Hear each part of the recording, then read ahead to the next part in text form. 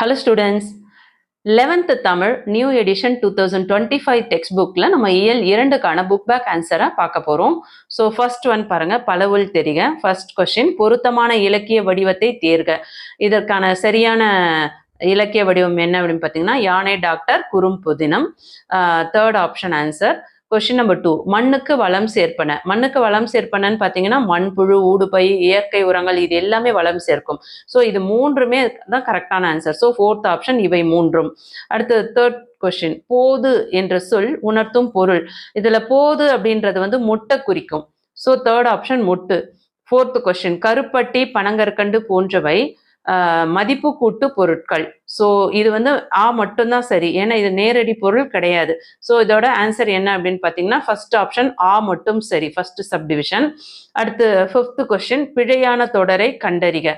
இதுல வந்து பிழையானது அப்படின்னு பார்த்தீங்கன்னா, உங்களுக்கு first option, second option, fourth option இது எல்லாமே கரெக்டாக கொடுத்துருக்காங்க. தவறானது, குறைந்த 8 தொகை அடிகளை ஐங்குறு நூல் கொண்டதுன்னு சொல்றாங்க. 3லேருந்து 6 அடிகள் கொண்டுள்ளது தான் ஐங்குறு நூல். ஆனா 8 தொகை அடிகள் சொல்லியிருக்காங்க. ஸோ இதுதான் வந்து பிழையான தொடர், தேர்ட் ஆப்ஷன். ஓகே, ஸோ அடுத்து குருவினா பாருங்க. ஃபர்ஸ்ட் கொஸ்டின், தமிழ்நாட்டின் மாநில மரம் சிறு குறிப்பு வரைக. இதற்கான ஆன்சர் என்னன்னு பார்த்துருவோம். இது உங்க டெக்ஸ்ட் புக்ல தெளிவா இல்லை. ஸோ இதற்கான ஆன்சர் பார்த்துருவோம். தமிழ்நாட்டின் மாநில மரம் சிறு குறிப்பு வரைக. நம் தமிழ்நாட்டின் மாநில மரம் பனை. இது ஏழைகளின் கற்பக விருட்சம். சிறந்த காற்று தடுப்பான். ஆழத்தில் நீர்மட்டம் குறையாமல் நீரை சேமித்து வைக்கும் தன்மை உடையது. கொஸ்டின் நம்பர் 2, உழுவோர்க்கெல்லாம் விழுமிய வேந்து நீ தொடரின் பொருள் யாது? இதுல பாத்தீங்கன்னா உங்களுக்கு செய்யுளோட ஒரு வரியை கொடுத்துட்டு அதுக்கு பொருள் கேட்டிருக்காங்க. உங்க டெக்ஸ்ட் புக்ல வந்து இந்த செய்யுளுக்கான பொருள் கொடுக்கல. ஸோ இதுக்கான நோட்ஸை வந்து நான் உங்களுக்கு நோட்ஸா கொடுத்துட்றேன். உழுவோர்க்கெல்லாம் விழுமிய வேந்து நீ என்ற தொடரின் பொருள், உன்னை விட சிறந்த அரசன் உழவர்களுக்கு எல்லாம் இல்லை என்பதாகும். அதாவது உழவர்களால் பாராட்டப்படும் மிக சிறந்த அரசன் நீயே என்பது இதன் பொருள். இதுல என்ன சொல்றாங்க அப்படின்னு பாத்தீங்கன்னா, உழவர்களுக்கெல்லாம் வந்து நல்ல ஒரு செயல்களை செய்யும் ஒரு நல்ல அரசன் நீயே அப்படின்றது தான் இதுல வந்து சொல்றாங்க. தேர்ட் கொஸ்டின், ஐங்குறு நூறு குறிப்பு வரைக. இது பார்த்தீங்கன்னா உங்கள் டெக்ஸ்ட் புக்கில் பேஜ் நம்பர் 27ல் உங்களுக்கு ஐங்குறு நூறுன்னு இருக்கு இல்லையா? ஸோ அதில் தான் உங்களுக்கு அந்த ஆன்சர் இருக்குது. ஸோ பேஜ் நம்பர் 27 எடுத்துக்கோங்க. பேஜ் நம்பர் 27 எடுத்துக்கோங்க. அதில் ஐங்குறு நூறு உங்களுக்கு நூல்வெளி கொடுத்துருக்காங்க பாருங்க. 5 கூட்டல் குறுமை கூட்டல் 100, ஐங்குறு 100. 3 அடி சிற்றெல்லையும், சிற்றெல்லை அப்படின்னா சிறிய எல்லையும், 6 அடி பேரெல்லையும், பேரெல்லைன்னா பெரிய எல்லை. அப்ப 3 அடிகளை கொண்ட சிறிய எல்லையையும் 6 அடிகளை கொண்ட பெரிய எல்லைகளையும் கொண்டதுதான் அகவர் பாக்களால் ஆன இந்த ஐங்குறு நூல். இந்த திணை ஒவ்வொன்றிற்கும் 100 பாடல்களாக 5 திணைகளுக்கும் 500 பாடல்களை கொண்டுள்ளது.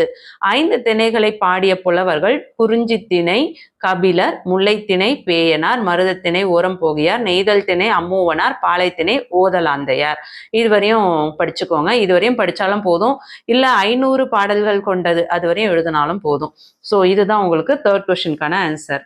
கொஸ்டின் நம்பர் 4, அலர்ந்து பகுபத உறுப்பிலக்கணம் தருக. இது உங்க டெக்ஸ்ட் புக்லயே கொடுத்துருக்காங்க. செய்யுள் பகுதியில பேஜ் நம்பர் 27ல ஐங்குறு நூறு செய்யுள் பகுதியில உங்களுக்கு கொடுத்துருக்காங்க பாருங்க. பேஜ் நம்பர் 27 எடுத்துக்கோங்க. பேஜ் நம்பர் 27 எடுத்துக்கோங்க. பேஜ் நம்பர் 27ல உங்களுக்கு பகுபத உறுப்பிலக்கணம் கொடுத்துருக்காங்க பாருங்க. அலர்ந்து, அலர் கூட்டல் இத்து கூட்டல் இத்து கூட்டல் உ. இதுல பாத்தீங்கன்னா உங்களுக்கு இந்து வந்து இத்தானது, சரிங்களா? இத்து சந்தி, அது இந்தானது விகாரம். இத்து வந்து இறந்த கால இடைநிலை. எப்பவுமே இத்து வந்தாவே இறந்த கால இடைநிலை, ஈஸியா ஞாபகம் வச்சுக்கோங்க. ஊ வந்தா வினையச்ச விகுதி, அதே வந்ததுன்னா பெயரச்ச விகுதி, அதே மாதிரி ஈ வந்தா அதுவும் வினையச்ச விகுதி. இந்த மாதிரி ஒரு சில விஷயங்கள் வந்து நீங்க மனப்பாடம் பண்ணி தான் ஆகணும், சரிங்களா? கொஸ்டின் நம்பர் 5, 5 வேளாண்மை மந்திரங்கள் யாவை? வேளாண் மந்திரங்கள் இது பார்த்தீங்கன்னா உங்க டெக்ஸ்ட் புக்லேயே ஆன்சர் இருக்கு. ஸோ டெக்ஸ்ட் புக்ல பேஜ் நம்பர் 24 எடுத்துக்கோங்க. 24ல இதற்கான ஆன்சர் என்னன்னு பார்த்துருவோம். பேஜ் நம்பர் 24 எடுத்துக்கோங்க. இதுல வந்து மேல ஃபர்ஸ்ட் பேராகிராஃப்ல வந்து பாருங்க, செகண்ட் லைன், உழப்படாத நிலம், வேதியியல் உரம் இல்லாத உற்பத்தி, பூச்சிக்கொல்லி தெளிக்கப்படாத பயிர் பாதுகாப்பு, தண்ணீர் நிறுத்தாத நெல் சாகுபடி, ஒட்டு விதை இல்லாமல் உயர் விளைச்சல் ஆகிய 5 வேளாண்மை மந்திரங்களை உலகிற்கு சொன்னவர் இருக்கு இல்லையா? ஆகிய 5ம் வேளாண்மை மந்திரங்கள் ஆகும் அப்படின்னு முடிச்சுக்கோங்க. புரியுதுங்களா? உழப்படாத நிலம், வேதியியல் உரம் இல்லாத உற்பத்தி, பூச்சிக்கொல்லி தெளிக்கப்படாத பயிர் பாதுகாப்பு, தண்ணீர் நிறுத்தாத நெல் சாகுபடி, ஒட்டு விதை இல்லாமல் உயர் விளைச்சல் ஆகிய 5ம் வேளாண்மை மந்திரங்கள் ஆகும். சிறுவினா ஃபர்ஸ்ட் கொஸ்டின், வேதி கலப்பில்லாத பூச்சிக்கொல்லி நடைமுறைக்கு சாத்தியமா? நும் கருத்தை எழுதுக. இது உங்க டெக்ஸ்ட் புக்ல பேஜ் நம்பர் 25 எடுத்துக்கோங்க. பேஜ் நம்பர் 27ல பாருங்க, மங்கையும் சொக்கலிங்கமும் பேசுற மாதிரி ஒரு கான்வர்சேஷன் இருக்கு இல்லையா? ஸோ இதை நம்ம அப்படியே ஆன்சரா மாற்றணும். வேதி கலப்பு இல்லாத பூச்சிக்கொல்லி நடைமுறைக்கு சாத்தியமா? நம் முன்னோர்கள் எந்த வேதியியல் பூச்சிக்கொல்லியை பயன்படுத்தினார்கள்? வேப்பங்கொட்டை, நொச்சி இலை, புங்கன், பிரண்டை, கற்றாழை எல்லாவற்றையும் நல்லா இருக்கு இல்லையா, நன்றாக இடித்து கோமியத்தில் ஊற வைத்து அதை தெளித்தால் போதும், பூச்சி எல்லாம் போய்விடும். பூச்சிகள் வருவது படிப்படியா குறைகிறது. அதோட நிலத்துல இருக்கிற மண்புழு, அதோடு நிலத்தில் இருக்கின்ற மண்புழு போன்ற சிறிய உயிர்கள் அழிவதும் தடுக்கப்படும். மண்ணில் உள்ள நுண்ணுயிர் பெருக்கத்தினால் மண்ணும் தன்னோட வளத்தை இழக்கிறது இல்லை. இதுதான் உங்களுக்கு ஆன்சர். இதை உங்களால கரெக்டா நோட் பண்ணி எழுத முடியல அப்படின்னா உங்களுக்கு வேற நோட்ஸ் கொடுக்குறேன், அதையும் நோட் பண்ணிக்கோங்க. இந்த நோட்ஸ் பாஸ் பண்ணிட்டு இதை நோட் பண்ணிக்கோங்க. இதுவுமே அதே அந்த டெக்ஸ்ட் புக்ல இருக்கிற நோட்ஸ் தான். இது பாயிண்ட் போட்டு நீங்க எழுதலாம், சரிங்களா? இல்ல உங்க டெக்ஸ்ட் புக்ல அப்படியே நீங்க அங்க மார்க் பண்றதுனால மார்க் பண்ணிக்கோங்க. கொஸ்டின் நம்பர் 2, குறித்த காலத்திற்கு முன்பாக ஊர் திரும்பிய தலைவன் கூறுவனவற்றை 5 கொண்டு விளக்குக. இது உங்க டெக்ஸ்ட் புக்ல பேஜ் நம்பர் 27ல 5 பாடல்ல இருந்து எழுதணும். பேஜ் நம்பர் 27ல பாடலின் பொருள் இருக்கு இல்லையா, இதை அப்படியே நோட் பண்ணிக்கோங்க. உங்களுக்கு கீழே இருந்து 3வது லைன்ல பாருங்க, பெரிய அழகிய கண்களை உடையவளே, அழகிய மாலை நேரத்தில் முல்லை நிலத்தில் காயா கொன்றை நெய்தல் முல்லை செம்முல்லை பிடவம் ஆகிய மலர்கள் பூத்திருக்கின்றன. அப்பூக்களை பார்த்து மகிழ்ந்து ஆட விரைந்து வா என்று தலைவன் தன் தலைவியை அழைக்கிறான். இதுவரையும் நோட் பண்ணிக்கோங்க. இல்ல உங்க டீச்சர்ஸ் உங்களுக்கு ஃபுல்லாவே நோட்ஸ் பண்ண சொல்றாங்க அப்படின்னா இந்த ஃபுல் பாடலையும் எழுதிக்கோங்க. பொருள் ஈட்டுவதற்காக வெளியூர் சென்றான் தலைவன். அவன் தான் வருவதாக சொல்லிவிட்டு சென்ற காலத்திற்கு முன்னரே வீட்டிற்கு திரும்புகிறான். வருவதாக கூறி சென்ற மழைக்காலம் முடியும் முன்னே தான் வந்துவிட்டதை உணர்த்த நினைக்கும் பொழுதுதான் இவ்வாறு சொல்கிறான். பெரிய அழகிய கண்களை உடையவளே, அழகிய மாலை நேரத்தில் முல்லை நிலத்தில் காயா கொன்றை நெய்தல் முல்லை செம்முல்லை பிடவம் ஆகிய மலர்கள் பூத்திருக்கின்றன. அப்பூக்களை பார்த்து மகிழ்ந்து ஆட விரைந்து வா என்று தலைவன் தன் தலைவியை அழைக்கிறான். ஸோ ஃபுல்லாவும் எழுதுறதுனால எழுதிருங்க. இது கரெக்டான நோட்ஸ் அப்படின்னு பார்த்தீங்கன்னா நீங்க இந்த பெரியன்றதுல இருந்து தொடங்கி அழைக்கிறான் வரையும் எழுதலாம், இல்ல பாடலோட பொருள் முழுமையாவும் எழுதலாம். தேர்டு சிறுவினா, இவ்வயின் யாமெல்லாம் செவ்விதில் துண்ணில் தழைப்பதற்கு இடமில்லை, இடஞ்சுட்டி பொருள் விளக்குக. இந்த செய்யுளோட வரிகளுக்கு பொருள் உங்க டெக்ஸ்ட் புக்ல இல்லை. ஸோ இதற்கான ஆன்சர் உங்களுக்கு நோட்ஸா கொடுக்குறேன். இடம், இந்த வரிகள் பே.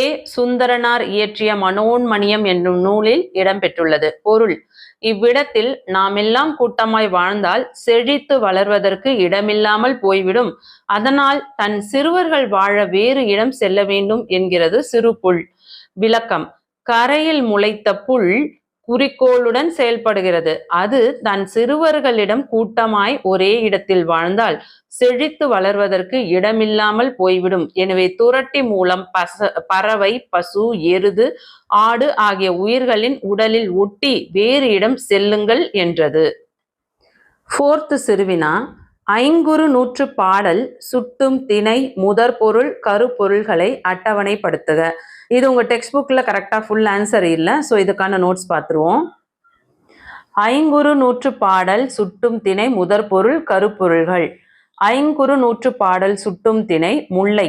முல்லை திணைக்குரிய உரிபொருள் இருத்தலும் இருத்தல் நிமித்தமும். முல்லை திணைக்குரிய முதற் பொருள் நிலம், காடும் காடு சார்ந்த நிலமும், பெரும் பொழுது கார்காலம், சிறு பொழுது மாலை. முல்லை திணைக்குரிய கருப்பொருள்கள் தெய்வம் திருமால், உணவு வரகு சாமை, பூ முல்லை தோன்றி, பறவை காட்டுக்கோழி மயில், நீர் காட்டாறு, யாழ் முல்லை, தொழில் ஏறு தழுவுதல் நிறை மேய்த்தல், மக்கள் தோன்றல் ஆயர் ஆய்ச்சியர், விலங்கு முயல் மான் புலி, மரம், கொன்றை, காயா, ஊர், பாடி, சேரி, பறை, ஏறு, கோட்பறை, பண், முல்லை. இந்த முல்லை திணைக்குரிய கருப்பொருள்கள்ல முக்கியமா நீங்க எழுத வேண்டியது என்னன்னு பாத்தீங்கன்னா, தெய்வம், உணவு, தொழில், மக்கள், விலங்கு, மரம், ஊர். இதை மட்டும் நீங்க எழுதுனீங்கன்னா கூட போதும். பூவும் எழுதுங்க. நெடுவினா கொஸ்டின் நம்பர் 1. சுற்றுச்சூழலை வளப்படுத்துவது இயற்கை வேளாண்மையே என்னும் தலைப்பில் மேடை பேச்சிற்கான உரையை உருவாக்குக. இது உங்களுக்கு டெக்ஸ்ட் புக்கில் கரெக்டான நோட்ஸ் இல்லை. ஸோ நம்ம உங்களுக்கு நோட்ஸ் தனியாக கொடுத்துட்றேன். சுற்றுச்சூழலை வளப்படுத்துவது இயற்கை வேளாண்மையே.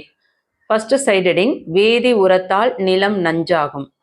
அதிக விளைச்சலை எதிர்பார்த்து வேதி உரங்களையும் பூச்சிக்கொல்லிகளையும் விவசாயிகள் பயன்படுத்தினர். அச்செயல்களால் பல பின்னடைவுகள் ஏற்பட்டன. உயிர்களை பேணி வளர்க்க வேண்டிய நிலம் மலடாகி போனது.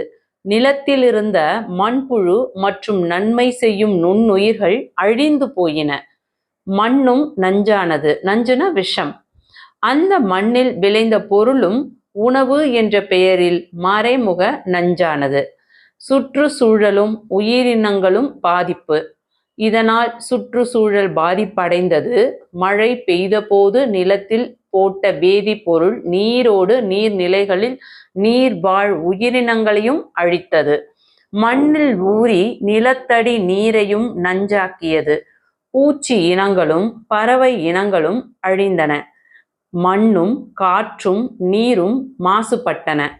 சுற்றுச்சூழல் பெரிதும் பாதிப்பு அடைந்தது. நீர் நில வள மீட்டெடுப்பு முயற்சி. நாம் வாழும் நிலப்பரப்பை மீண்டும் மீட்டெடுக்க வேண்டாமா? வேண்டும். முடியுமா? முடியும். அதற்கான முயற்சிதான் இயற்கை வேளாண்மை. வேதி உரங்களை நீக்கி ஆடு மாடுகளின் சாணக்கழிவு, இலை தழைகளின் மட்கு ஆகியவற்றை மீண்டும் விவசாயத்தில் உரமாக பயன்படுத்த வேண்டும். வேதிப்பொருள் கலவாத பூச்சி விரட்டிகளை தயாரித்து பயன்படுத்த வேண்டும். இதனால் மீண்டும் மண் வளம் பெருகும். நம் நாட்டு மரங்களை வளர்த்தால் காற்று தூய்மை அடையும், மழை பெருகும். ஆறு, குளம், கால்வாய்களை சரி செய்து பெய்யும் மழைநீரை தேக்கி இயற்கை முறை விவசாயத்தை மீட்டெடுத்தால் மனிதர்களாகிய நாமும் வாழலாம். நமக்கு நன்மை செய்யும் பூச்சி பறவை இனங்களும் வாழும். இயற்கை தன் பழமை மாறாது நமக்கு பாதுகாப்பு அளிக்கும். செகண்ட் நெடுவினா. புல் நாங்கூழ் புழுவை நோக்கி நடராசன் உரைப்பனவற்றை தொகுத்து எழுதுக. இதற்கான ஆன்சர் நோட்ஸ் கொடுத்துட்றேன், பார்த்துக்கோங்க. புல் நாங்கூழ் புழுவை நோக்கி நடராசன் உரைப்பது. புல்லின் பரிவு. கரையில் முளைத்துள்ள சிறு புல் குறிக்கோளுடன் செயல்படுகிறது. தன் சிறிய பூக்களை உயர்த்தி தேனீகளுக்கு தேனை அளித்து தன் மகரந்த துகள்களை பரப்பி காய்களை உருவாக்குகிறது. ஒரே இடத்தில் கூட்டமாக வாழ்ந்தால் செழித்து வளர இயலாது என எண்ணிய புல் துரட்டி என்னும் அமைப்பில் வடிவமைத்து வேறு இடத்திற்கு அனுப்பி வைக்கிறது. பறவை, பசு, எருது, ஆடு ஆகியவற்றின் உடலில் ஒட்டி வேறு இடம் செல்லுங்கள் என்று தன் சிறுவர்களை போகவிட்ட புல்லின் பரிவும் அன்பும் அறிவும் பொறுமையும் சிறப்பிற்கு உரியதாகும். நாங்கூழ் புழுவின் பொதுநலம். நாங்கூழ் புழு அப்படின்னா மண்புழுவை தான் நாங்கூழ் புழுன்னு சொல்றாங்க. மண்புழுவின் உழைப்பே ஓயாத உழைப்பு. உழைப்புகளிலே சிறந்த உழைப்பு உழுவதே. உழுகின்ற உழுவர்களுக்கு எல்லாம் மண்புழுவே அரசன். தேர்ட் நெடுவினா. யானை டாக்டர் கதை வாயிலாக இயற்கை உயிரின பாதுகாப்பு ஆகியவை குறித்து நீவீர் அறிந்தவற்றை தொகுத்து எழுதுக. இது உங்க டெக்ஸ்ட் புக்ல உங்களுக்கு மார்க் பண்ணி கொடுத்தோன்னா ரொம்ப லென்த்தியா நோட்ஸ் வரும். ஸோ இதுக்கு நான் நோட்ஸ் கொடுத்துட்றேன், செக் பண்ணிக்கோங்க. தேர்ட் நெடுவினா. யானை டாக்டர் கதை வாயிலாக இயற்கை உயிரின பாதுகாப்பு ஆகியவை குறித்து நீவீர் அறிந்தவற்றை தொகுத்து எழுதுக. யானைகளின் பண்பு. யானைகள் தம் இனத்தோடு சேர்ந்து கூட்டமாக வாழும். இவை அதிக நினைவாற்றல் கொண்டவை. ஆப்பிரிக்க புதர்வெளி யானைகள், ஆப்பிரிக்க காட்டு யானைகள், ஆசிய யானைகள் என்னும் 3 சிற்றின யானைகளே உலகில் காணப்படுகின்றன. இவை ஏறத்தாழ 70 ஆண்டுகள் உயிர் வாழும். அடுத்த தலைப்பு காட்டின் பயன்கள். யானைகள் ஓர் அற்புதமான படைப்பு. என்றைக்கேனும் தமிழ்நாட்டில் யானை இல்லாமல் போனால் அதற்கு பின் நம் பண்பாட்டுக்கே அர்த்தமே இல்லாமல் போகும் என்பது யானை மருத்துவரின் துணிவு. நாட்டு வளம் செழிக்க காட்டு விலங்குகள் தேவை. காட்டு உயிரிகளால் காடுகளில் பல அரிய வகை மரம், செடி, கொடிகள் தழைத்து வளர்கின்றன. பல வகைகளில் நற்பயனளிக்கும் காடுகளை மக்கள் பாதுகாக்க வேண்டும். மனிதனின் விதைப்பால் விலங்குகள் அறுவடை செய்கின்றன. மனிதனின் கீழ்மையான செயல்களால் யானைகளின் மரணங்கள் நிகழ்கின்றன. சுற்றுலா என்னும் பெயரில் காட்டுக்குள் புகுவோர் படித்தவர்கள் கூட குடித்துவிட்டு குப்பிகளை எரிகின்றனர். நெகிழி பொருட்களை வீசிவிட்டு வருகின்றனர். மென்மையான பாதத்தை உடைய யானைகள் உடைந்த குப்பிகளின் மேல் கால் பதித்து உடைந்த புட்டிகள் கால்களுக்குள் புதைவதால் கால் வீங்கி சீழ் பிடித்து இறக்கின்றன. அடுத்த தலைப்பு யானை வைத்தியம். பழகிய யானைகள் அசையாமல் இருந்து வைத்தியம் செய்து கொள்ளும். கூடி வாழும் இயல்புடைய யானைகள் இன்பத்திலும் துன்பத்திலும் இணைந்தே இருக்கும் என்பதை மருத்துவர் சுட்டுவதால் அறிய முடிகிறது.